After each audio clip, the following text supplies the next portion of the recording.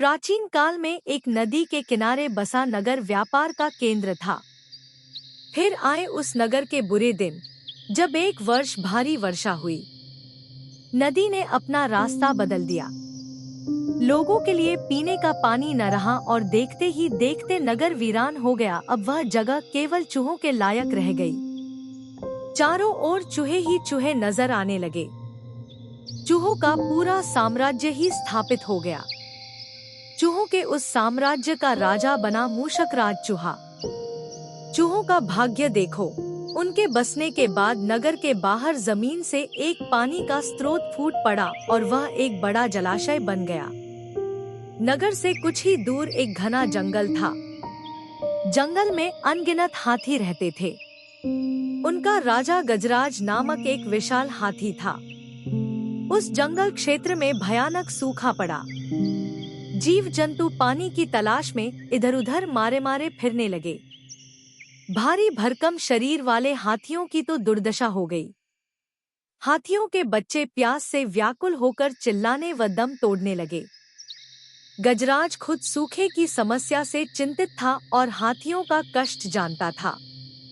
एक दिन गजराज की मित्र चील ने आकर खबर दी कि खंडहर बने नगर के दूसरी ओर एक जलाशय है। गजराज ने सबको तुरंत उस जलाशय की ओर चलने का आदेश दिया। सैकड़ों हाथी प्यास बुझाने डोलते हुए चल पड़े। जलाशय तक पहुंचने के लिए उन्हें खंडहर बने नगर के बीच से गुजरना पड़ा। हाथियों के हजारों पैर चूहों को रौंदते हुए निकल गए। हजारों चूहे मारे गए। खंडहर नगर की सड़कें चूहों के खूनमांस के कीचड़ से लथपथ हो गई। मुसीबत यहीं खत्म नहीं हुई। हाथियों का दल फिर उसी रास्ते से लौटा। हाथी रोज उसी मार्ग से पानी पीने जाने लगे। काफी सोचने विचारने के बाद मूषकराज के मंत्रियों ने कहा, महाराज, आपको ही जाकर गजराज से बात करनी चाहिए। वह दयालु हाथी है। मूषकराज हाथियों के वन में गया। एक बड़े पेड़ के नीचे गजराज खड़ा था। मूषकराज उसके सामने के बड़े पत्थर के ऊपर चढ़ा और गजराज को नमस्कार करके बोला, गजराज को मूषकराज का नमस्कार। हे महान हाथी, मैं एक निवेदन करना चाहता हूँ। आवाज गजराज के कानों तक नहीं पहुँच रही थी। दयालु गजराज उसकी बात सुनने के लिए नीचे बैठ गया और अपना एक कान पत्थर पर चढ़े मूषकराज के निकट ले जाकर बोला, नन्हे मियाँ, आप कुछ कह रहे थे, कृपया फिर से कहिए।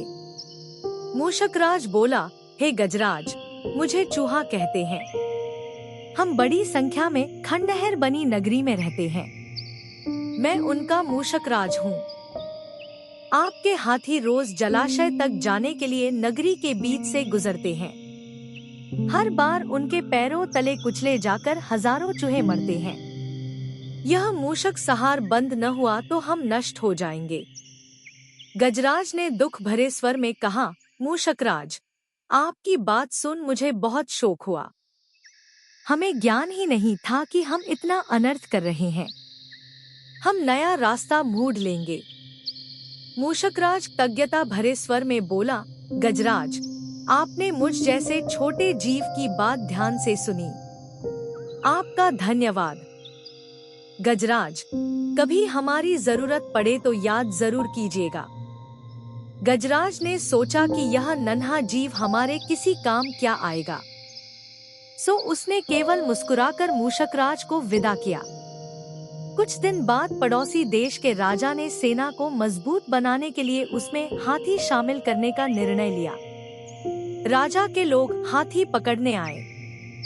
जंगल में आकर वे चुपचाप कई प्रकार के जाल बिछाकर चले जाते हैं। सैकड़ों हाथी पकड़ लिए गए।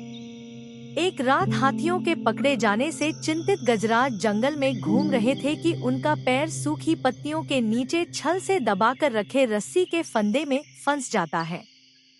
जैसे ही गजराज ने पैर आगे बढ़ाया, रस्सा कस गया। रस्से का दूसरा सिरा एक पेड़ के मोटे तने से मजबूती से बंधा था। गजराज चिंघाड़ने लगा। उसने अपने सेवकों को पुकारा, लेकिन कोई नहीं आया। कौन फंदे में फंसे हाथी के निकट आएगा? एक युवा जंगली भैंसा गजराज का बहुत आदर करता था। जब वह भैंसा छोटा था तो एक बार वह एक गड्ढे में जा गिरा था। उसकी चिल्लाहट सुनकर गजराज ने उसकी जान बचाई थी। चिंगाट सुनकर वह दौड़ा और फंदे में फंसे गजराज के पास पहुंचा। गजराज की हालत देख उसे बहुत धक्का लगा। वह चीखा, यह कैसा अन्याय है? गजराज, बताइए क्या करूं? मैं आपको छुड़ाने के लिए अपनी जान भी दे सकता हूं।